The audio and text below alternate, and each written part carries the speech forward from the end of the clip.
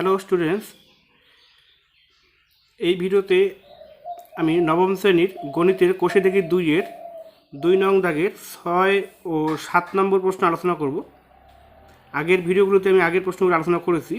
এই ভিডিওতে আমি 6 ও 7 নম্বর প্রশ্ন আলোচনা করব। 6 নম্বর প্রশ্ন, 9 পাওয়ার -3 into 16 power 1/4 by 6 power -2 into 1/27 power -4/3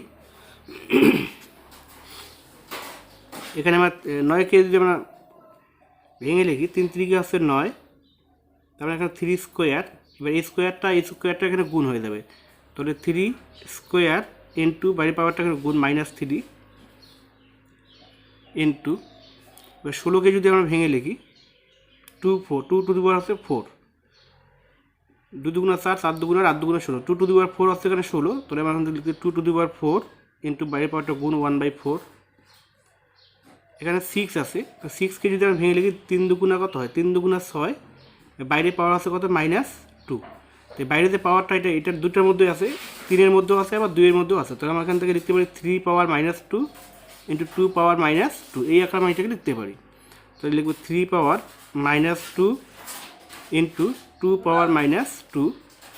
into এখানে 1/27 পাওয়ার -4/3 আছে, তাহলে দুটোর মধ্যে পাওয়ারটা -4/3 দুটোর মধ্যেই রয়েছে, পাওয়ার -4/3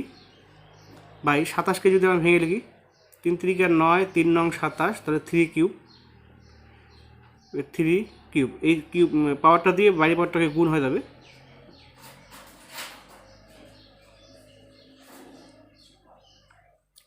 এখান থেকে আমরা 4 4 কেটে দেবো বা 3 3 কেটে দেবো, তাহলে আমরা পেলাম 3 পাওয়ার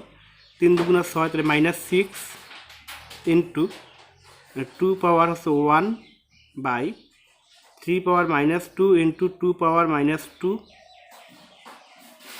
1-এর পাওয়ার যে কোনো সংখ্যাই হোক না কেন তার মান 1ই হয়, তাহলে এখানে 1 বাই 3 পাওয়ার -4। আমরা জানি গুণের সময় পাওয়ার ভাগ হয়ে যায়, আবার গুণের সময় পাওয়ার যোগ হয়ে যায়,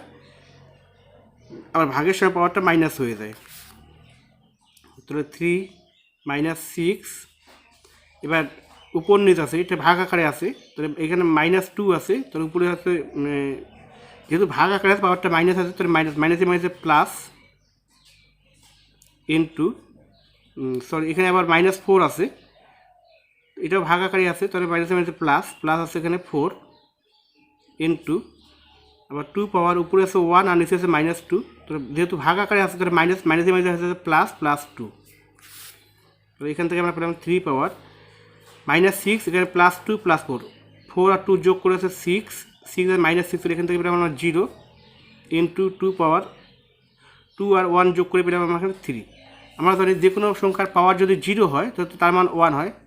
মানে এ পাওয়ার যদি 0 হয় তো তার মান 1 হবে, সেরকম করে 2 পাওয়ার 0 যদি হয় তার মান 1,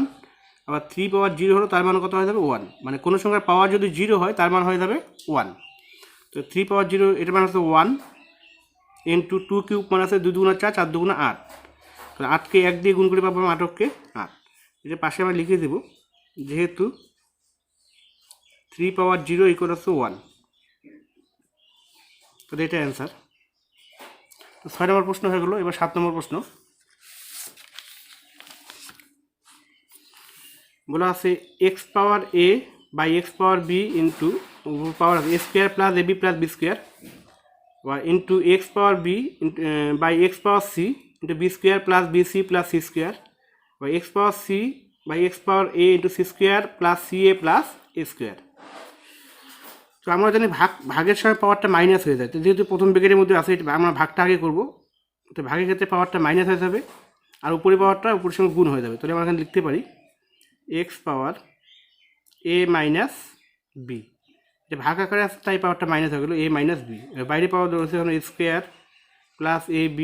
প্লাস b স্কোয়ার ইন্টু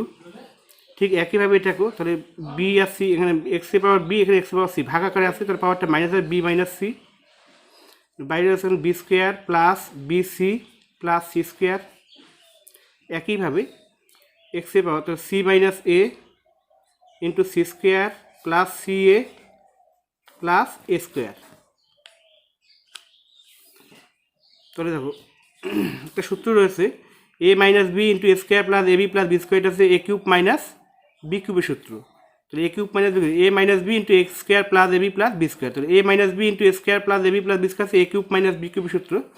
এখান থেকে X A cube minus B cube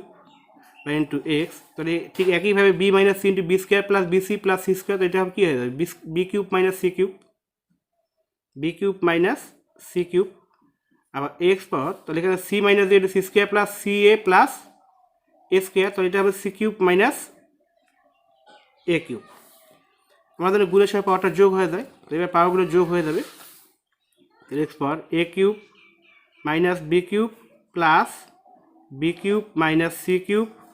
plus c cube minus a cube. তাহলে এখান থেকে আমরা কাটাকাটি করতে পারি, plus a cube minus a cube minus B cube plus b cube minus C cube plus c cube. তাহলে সব কেটে গেল, তাহলে এক্সের পাওয়ার থাকলো এখানে 0। আর কোনো সংখ্যার পাওয়ার যদি 0 হয় তো তার মান কত হবে 1,